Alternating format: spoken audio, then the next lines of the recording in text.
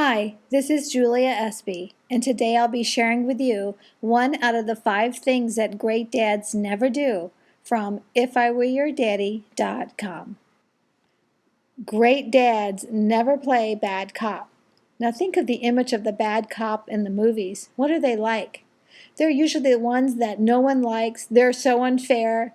They are bending others to do what they want. They make the rules and they force others to live by them, usually against their will. And that's the key. Bad cops do things against other people's will. Well, a bad cop dad doesn't look too different. He creates the rules in the family and his kids have to live by them, whether they agree with them or not.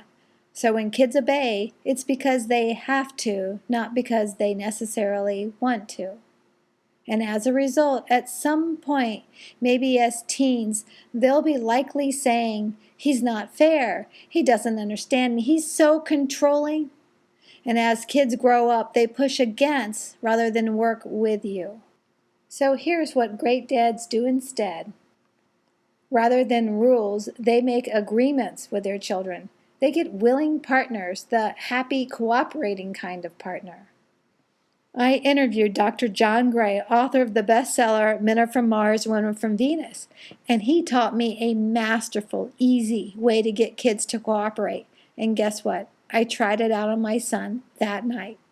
I wanted him to go to bed early. I could have said, like I normally would have, "You're going to bed early tonight and that's that. No arguments, please." And there would have been an argument. He would have stalled. There would have been a battle of the wills, like normal in our house. Instead, I followed John's advice. I said, "Honey, I know you don't want to go to bed early, but it's really important because you've been up several nights in a row. Tonight's the night that you make up your sleep." Then I said, "Well, what if we read 2 stories instead of 1? Or what if we go to the park tomorrow? It can be your choice. Then will you go to bed early?"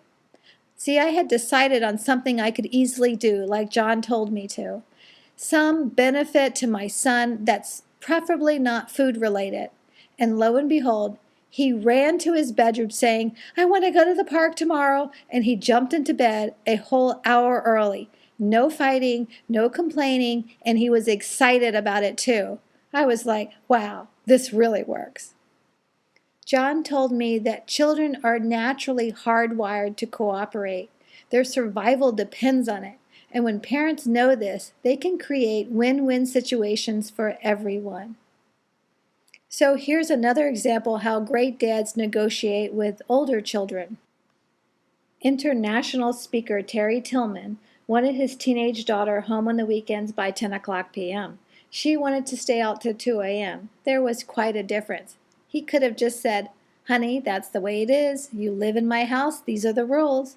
But he didn't do this. He said, "Well, here's the reason why 10 o'clock's important to me. It's safer, there's less drinking and driving, and I can't go to bed until you're home."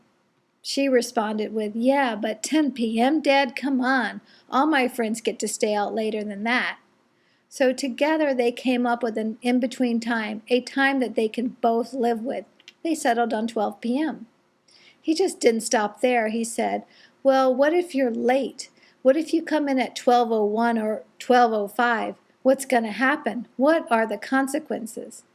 So again, together, they made up an agreement of what the consequences would be if she was even 1 minute late.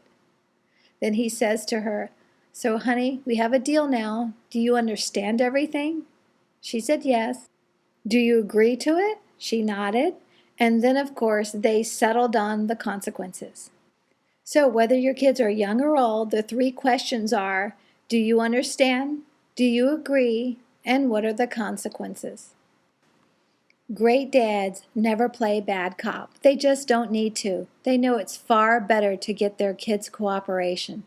So they get consensus, they get agreements, and instead of becoming the enemy, you become their partner. This is Julia Espy for ifiwereyourdaddy.com.